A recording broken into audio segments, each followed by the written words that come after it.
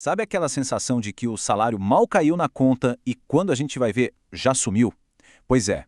Se isso acontece com frequência, saiba que não é um caso isolado. É uma situação muito, mas muito comum. E a ciência tem uma explicação para isso. E, melhor ainda, tem também um caminho para resolver. Para a gente ter uma ideia do tamanho do problema, olha só esse número. É do IBGE. No Brasil, 72,4% das famílias têm dificuldade para fechar as contas do mês. É muita gente. Quase 3 em cada 4 lares brasileiros estão nessa corda bamba lutando para não terminar no vermelho. O negócio é sério. A primeira coisa que vem à cabeça é: isso é falta de disciplina, de força de vontade, certo? Mas e se o buraco for mais embaixo? E se a questão for menos sobre força de vontade e mais sobre a própria configuração do nosso cérebro? A ciência tem mostrado que é exatamente por aí. Então vamos direto na raiz do problema.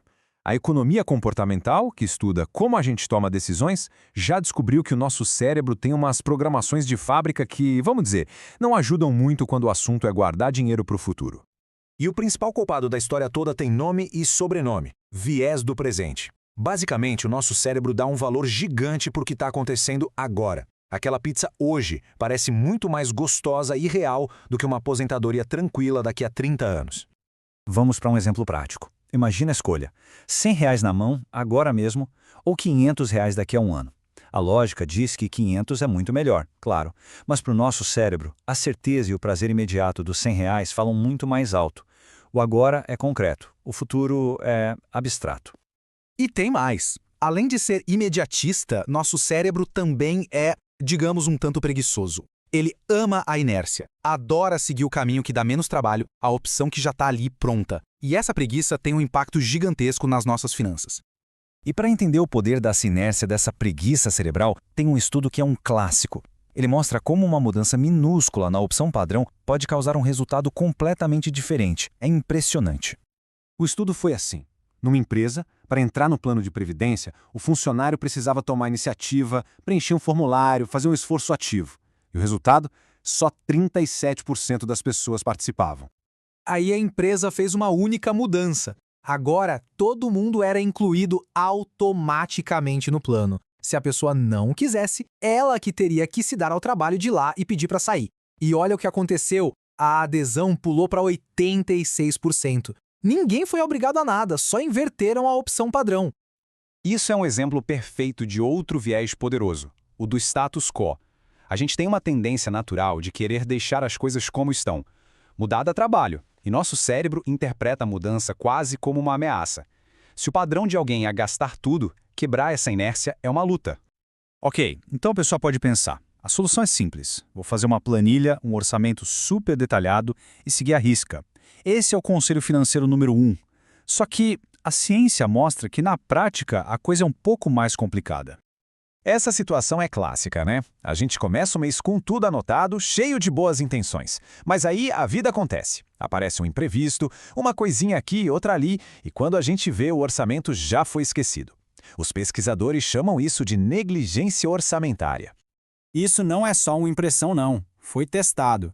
Um estudo de 2019 com mais de 9.000 pessoas mostrou que, depois de 3 meses, não importava o método de orçamento, todos os grupos estavam gastando entre 30% e 40% a mais do que eles mesmos tinham planejado.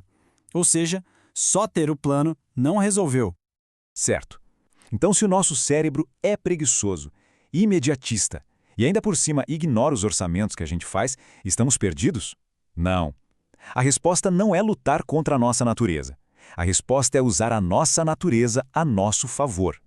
É exatamente isso. A ideia é tratar esses vieses, esses bugs do nosso cérebro, não como defeitos, mas como ferramentas. É possível hackear a nossa própria mente para que ela comece a trabalhar pelos nossos objetivos e não contra eles.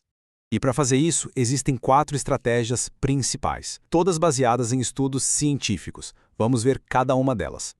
A primeira é: faça o ato de gastar ser mais doloroso. Calma, eu explico. Estudos de neurociência mostram que quando a gente paga algo com dinheiro vivo, entregando as notas, o cérebro ativa uma área ligada à dor.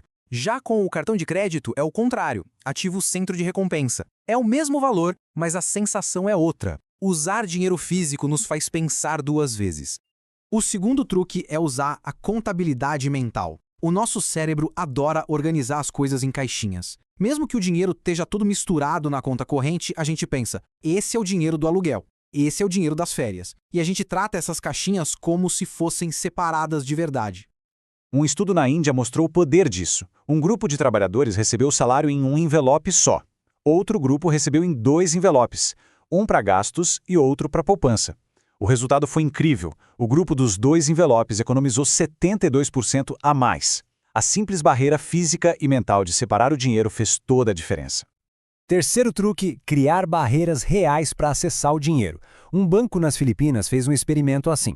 Ofereceu aos clientes uma conta especial onde o dinheiro ficava trancado até a pessoa atingir uma meta de economia que ela mesma escolheu. A ideia era se proteger do impulso de gastar. E o resultado daquele experimento foi um aumento de 81% na poupança de quem aderiu a essa conta. O nome disso é reduzir a liquidez, ou seja, tornar o dinheiro menos acessível.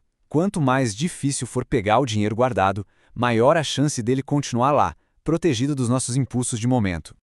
E por fim, a estratégia mais poderosa de todas, que amarra tudo o que a gente viu: automatizar. Lembra do estudo da aposentadoria?